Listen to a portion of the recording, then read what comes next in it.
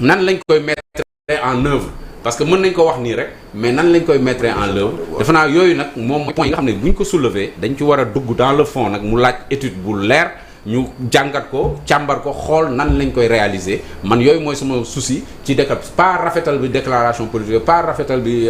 ni ñu koy waxee noonu mais li am solo mooy point buñ ci soulever rek nan la ñuy def ba appliquer ko loolu nag y a eu un flou c'est-à-dire que c'est des annonces globales globaux mais global du moins des annonces globales mais dans le fond leeraluñu ba léegi nan lañ koy defee c'est le comment faire c'est-à-dire on va faire mais comment faire c'est ça la grande question. Non, la démarche la méthode disons la méthode et le comment. Par exemple je donne un exemple, on nous dit la fin des abris provisoires en 2029, on nous a pas dit combien ça coûte. Peut-être qu'on devrait savoir combien ça coûte et qui le finance. Les sources de financement. Et est-ce à travers le financement budget ou est-ce qu'à travers etc. Donc ça c'est un exemple. Donc tu vas prendre également voilà maintenant il est revenu sur la réciprocité. Oui xam nga nag man des fois dama naan on a des fois nous Sénégalais africains un orgueil mal placé sur beaucoup de questions. Man la question de la réciprocité du visa dama jàpp ni question d'orgueil mal placé la parce que ñun dañuy dem Europe pour outil ñoom dañuy ñëw Sénégal pour dépenser te lu tax le tourisme am solo parce que c'est un des grands contributeurs de notre PIB parce que européen bi bu indee xaalisam fii da koy dépenser fii ñibbi loxoy neen est-ce que tu vois kon moom lu mu indi fii la koy bàyyi en devise te boo ko jëlee day yokk suñu koom-koom maintenant bu fi ñëwee day indi nu mu tuddati xaalis jënd des objets d'art artisanat bi développé wu leneen ak leneen tous les métiers connexes l'hôtellerie et cetera. Maintenant il faut aussi comprendre que les pays sont en compétition nu ngay defee des mécanismes d'attractivité pour que nit ñi ñëw noonu la ko beneen dëkk di defee pour que ñi dem feneen mais quand tu mets des éléments yoo xam ne c'est des éléments qui alourdissent l'attractivité économique peut-être que monsieur Mbaye bu doon tubaab la il va se dire aller au Maroc wala aller en Tunisie wala aller en Algérie pourrait être plus facile et plus avantageux rentable que de venir au Sénégal. C'est une question d'attractivité. Xam nga tey jii nii par exemple en matière juridique aussi parce que un investisseur lu mu soxla sécurité juridique d'abord moo tax des fois quand les gens parlent de renégociation des contrats comme ni ñu ko waxee man dama naan tey leen si parce que les investisseurs qui viennent bu ñu amul sécurité juridique duñ fi toog gis nga kon nag tey jii nii loolu nañ ko xool nañ ci dem ndànk mais j'ai beaucoup apprécié quand le Premier ministre a dit nous allons nous appuyer sur l'expérience passée parce que effectivement defoon nañ ko fi on a même vu des gens finalement permettre au président d'y revenir et moi je me souviens d'une émission que Pape Alé Niang avait faite à Ziguinchor avec des hommes d'affaires qui disaient que réciprocité visa bi mu ngi rey tourisme bi kon nag nañu fexe ba bu mu rey tourisme bi nañu fexe ba bu mu rey artisanat bi loolu c'est important nga jógee ko foofu noonu on a annoncé par exemple le relèvement du capital des banques mais loolu c'est la BCEAO parce que nous sommes dans une zone où c'est la BCEAO qui gère notre politique monétaire loolu c'est une décision de la BCEAO mooy annoncé loolu te la BCEAO a déjà dit que les banques vont passer d'un capital de 10 à 20 milliards wax nañ ko beneen bi tamit on a parlé des passeports c'est vrai que nag des fois également li ñuy wax toujours rek diw waxoon na ko mais diw defu ko on attendait que les passeports passent à 10 ans et le ministre Moïse Sarr ci jamonoy Macky Sall mu ngi ko doon wax mais kenn gis ko boobu ba léegi kon nag bu ñu ko matérialiser c'est très bien parce que gars yi tukki nañ fii nii da ngay ñëw sa passeport expiré tu as des difficultés à le renouveler des fois am na ñoo xam ne ils viennent expressément au Sénégal pour renouveler un passeport loolu day am maintenant pour man la réforme la plus importante annoncée c'est la réforme du code général des impôts et surtout la centralisation des exonérations fiscales parce qu'il y a énormément d'exonérations fiscales dans énormément de documents. Par exemple, aujourd'hui, le code de l'investissement prévoit que il y a un niveau d'investissement boo xam ne boo si tollee tu es exonéré de certaines taxes et impôts nga dem le code minier am na genre yu mel noonu nga dem par exemple les zones économiques spéciales am na lu mel noonu les zones franches am na lu mel noonu donc finalement des fois day am même des conflits entre les administrations parce que kii dala naan code bi may na ma lii mu ne la non code général waxul loolu donc il nous faut arriver à centraliser tout ça à harmoniser tout ça de sorte à ce que ñu xam ñan la ñuy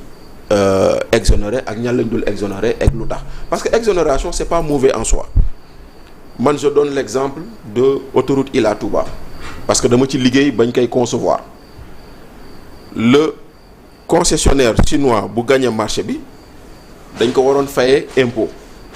mu war a fay des impôts mu war a fay de la TVA mu war a fay truc et cetera mais moom mu ne man sama xaalis du ma ko jël utiliser ko pour fay impôt mon argent sert à construire l'infrastructure léegi nag qu'est-ce qu'on fait on prend loolu noonu tuddee ko contrepartie état mooy maanaam officiellement le projet ça fait 416 milliards mais dans les 416 milliards am na benn 50 ou 60 milliards boo xam ne dañ ne contrepartie état la pour payer les impôts léegi état mu ne comme man la ñu war a fay impôt te chinois bi nee na moom du ko fay man maa koy fay au lieu ma koy génneel sama bopp di ko fayaat sama bopp baale naa ko donc des fois loolu mooy nekk derrière les exonérations c'est pas forcément monsieur Mbaye wala Pape Demba wala Amadou boo xam ne dañ koy baal parce que yaa ma neex neew ma amu ci mais sur les grands projets Banque mondiale bu la financer du fay impôt FMI BOAD bu la financer du fay impôt OCDE bu la financer du fay impôt dal naan impôt bi yow yaa état yaa koy supporter mais léegi l'état lu muy joxe main droite pour récupérer ko main gauche problème d'écriture comptable kese la mais ñoom dañuy jàpp ni c'est pas la peine donc disons que projet nangam il est exonéré d'impôt bu boobaa ñoom mën nañ jënd oto du ñu fay TVA du ñu fay droit de douane parce que loolu yëpp bu ñu ko naree fay dañuy def facture jox ko état faye ko ba pare encaissé waat ko kon nag quelque part loolu yëpp am na si mais c'est bon de revenir sur le code général des impôts c'est bon de revenir sur les exonérations de façon générale mais des fois aussi lu ñu siy wax dafay wutee ak ñi nga xam ne ñun dund nañ ko de l'intérieur. ok donc pour terminer yéen ñaar damay terminer ak yéen l'installation des membres de la haute cour de justice autant que vous êtes des juristes alors seen appréciation yéen ñaar donc ñu dar képp jotaay bi installé nañ haute cour de justice bi et qui dit haute cour de justice xam ngeen li ci topp. Tout à fait. Ok. Maintenant, par rapport à cette question, je crois que l'installation de la haute cour de justice Sénégal dañ ko def exception te principe la c'est-à-dire. Je dirais même banalité la. Tout à fait parce que loo xamante ne ni c'est un impératif à chaque fois que législature bu bees am ñu mettre ko en œuvre. nekkul lenn loo xamante ne ni en tout cas ça doit créer ce tollé mais importance bi mu am en la matière mooy le fait que en tout cas Sénégal le régime en place hérité benn situation boo xamante ne ni c'est un peu catastrophique et le fait de dire l'expression n'est pas de trop puisque ñoom avant ñuy installé wu ay corps de contrôle yu bari publier li nga xam ne tey jii moom mooy ay rapports yoo xamante ne ni dafa épingler ay anciens dignitaires et même si moi je veux être réticent dans ce sens-là parce que épingler par un rapport n'équivaut pas à une culpabilité mais xam nga l'instauration de la haute cour de justice pourquoi mu nekk un impératif au-delà de la légalité parce que la haute cour de justice c'est une juridiction d'essence constitutionnelle prévue par les dispositions de l'article 101 de la Constitution et les modalités de son fonctionnement, de son organisation sont fixées par la loi organique portant haute cour de justice bi nga xamante ne Sénégal mettre na ko en œuvre depuis 2002. xam nga le président de la République au Sénégal je vais pas exagérer d'utiliser les mêmes expressions kii bi nga xam ne Ismaïla Madior Fall moom la waxoon qu'il bénéficie d'un principe de responsabilité absolue c'est faux parce que la disposition bi nga xam ne da koy incriminer dane le président de la République n'est pas pénalement responsable des infractions commises dans l'exercice de ses fonctions sauf pour haute trahison donc ce n'est pas un principe de responsabilité absolue boo xamante ne ni boo nekkee président de la République tu peux t'adjuger entre le droit def lu la neex après ça passe par perte et profit non léegi tey jii le président de la République il n'est pas justiciable devant les juridictions de droit commun le ministre il n'est pas justiciable devant les juridictions de droit commun et à partir du moment où le président de la République les ministres par rapport aux infractions commises dans l'exercice de leurs fonctions ils ne sont pas justiciables devant les juridictions de droit commun dafa am benn privilège de juridiction boo xamante ne am nañ ko léegi privilège de juridiction boobu mooy lan mooy tey jii nii que am na disposition constitutionnelle bi nee na pour nga poursuivre leen mënoo leen a poursuivre si juridiction de droit commun yi donc ils sont justiciables devant la haute cour de justice. loolu moo tax les sénégalais yi nga xam ne tey jii par exemple dañ doon précipité wu di wax ne pourquoi le régime actuel yéex dans le déclenchement des procédures. Moi je me dis que ces gens-là ils n'ont rien compris parce que tey jii un ministre boo xam ne da nga ko bëgg a comparaître loolu devant les juridictions de droit commun mais ces avocats auront la possibilité de soulever des exceptions d'incompétence pour démontrer que à partir du moment où infraction yi ngeen koy toppee bi ñu koy commettre dafa nekkoon ministre bu ñu leen waree topp devant les juridictions répressives day nekk devant la haute cour de justice léegi bu ñu mettre en œuvre la haute cour de justice on aura la possibilité maintenant à travers véritablement la résolution de mise en accusation parce que en la matière am na yenn juristes yoo xam ne sax dañuy def ay amalgame parce que haute cour de justice bu ñu ko installé ba membre yi prêter serment mooy ce qu'on a fait aujourd'hui donc le premier président de la cour suprême moom mooy exercer les fonctions en tout cas de présidence de ladite cour ki nga xamante ne tey jii moom moo war a déclencher les poursuites parce que pour ñu jàpp il faut que mu am ko déclencher poursuite à la matière c'est le procureur général près de la cour suprême moom moo mën a engager des poursuites mais il engage des poursuites à la suite de la résolution de mise en accusation votée à l'Assemblée nationale mooy Assemblée nationale dañuy voter benn résolution de mise en accusation résolution boobu le président de l'Assemblée nationale di jël jébbal ki nga xam ne tey jii moom mooy le procureur général près de la cour suprême moom à son niveau dina déclencher des poursuites et bu déclencher des poursuites en la matière l'instruction est obligatoire et bu fekkente ne l'instruction est obligatoire dinañ mettre en œuvre aussi une commission d'instruction boo xam ne c'est le premier président de la cour d'appel moom moo koy jiite léegi le premier président de la cour d'appel day utiliser les règles classiques de la procédure pénale. Code pénal, code de procédure pénale. Code de procédure pénale. Moi, par exemple, les dignitaires yoo xam ne ils sont justiciables devant la haute cour de justice ils auront la possibilité d'organiser leur défense donc parce que dañ ne la haute cour de justice day respecter li nga xam ne ni moom mooy les droits de la défense. Ils auront la possibilité seen ak ak seen yelleef. Très bien seen ak ak seen yelleef ils ont la possibilité de choisir des avocats et même à la matière bu ñu amul ay avocats la commission d'office day am. État moom moo leen di utal ay avocats donc ñu respecter la même procédure classique à partir du moment où la résolution de mise en accusation est votée et que le procureur général près de la cour suprême enclenche li nga xam ne mooy des poursuites ñu dem vers une instruction le juge d'instruction conformément aux prérogatives yi nga xamante ne article 71 du code de procédure pénale daf ko jox il aura la possibilité maintenant de creuser dans son instruction préparatoire s'il faut aller vers des commissions rogatoires donc descendre sur les lieux donc délégation judiciaire donc am na tous les moyens parce que le juge d'instruction en droit ñun dañ koy considérer comme un magistrat enquêteur dafa am dayo yi moo ëpp doole c'est le procureur de la République parce que à partir du moment où le juge d'instruction est saisi d'un dossier le procureur de la République il est dessaisi procureur de la République fenn rek la mën a intervenir en phase d'instruction lorsque le procureur de la République constate la découverte de nouveaux éléments bu boobaa mën na def ce qu'on appelle un réquisitoire supplétif mu saisir le juge d'instruction ne que saisiroon naa la pour nga instruire à charge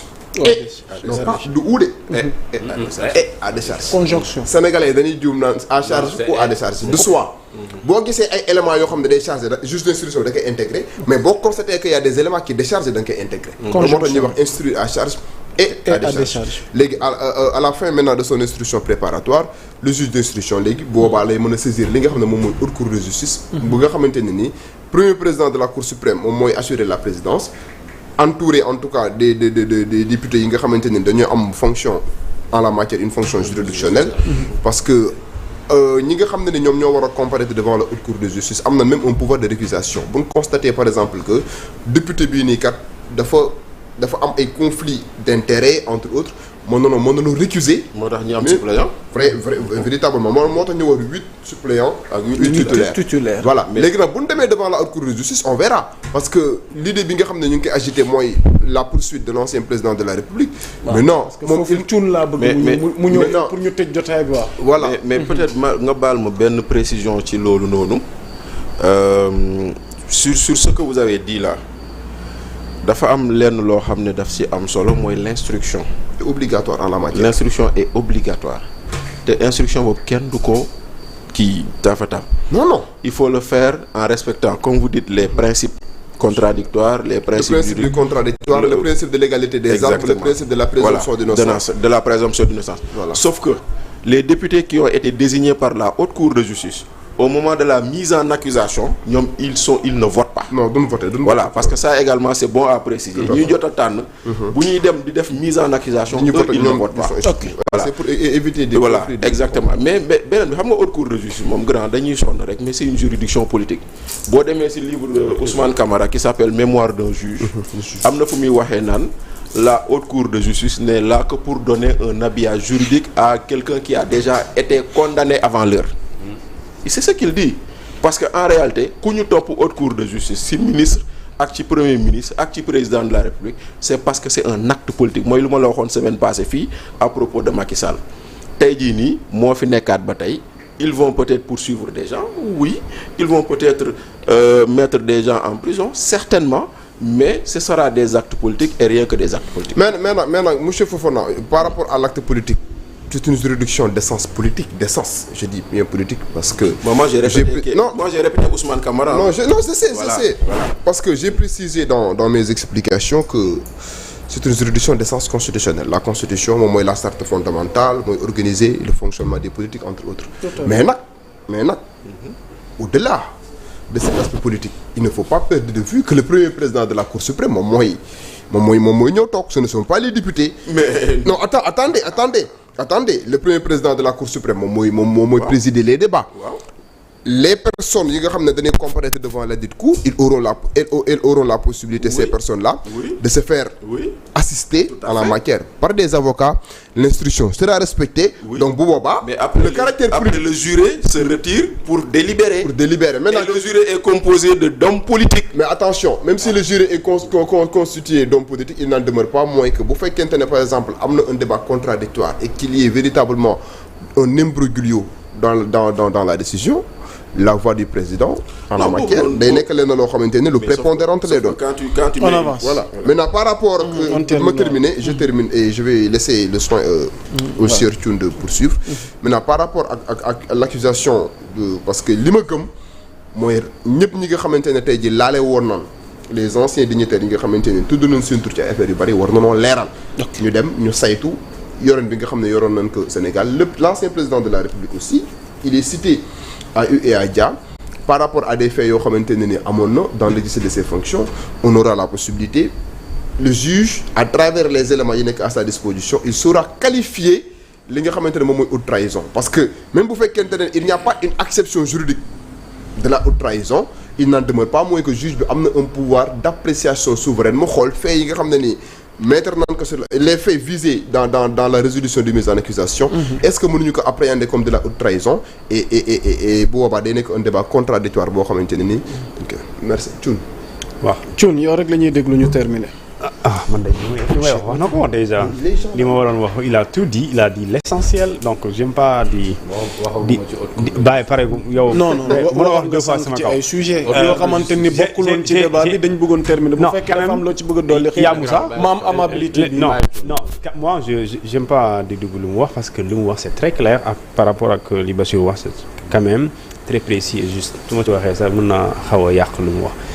sauf que damay laal tuuti ci banque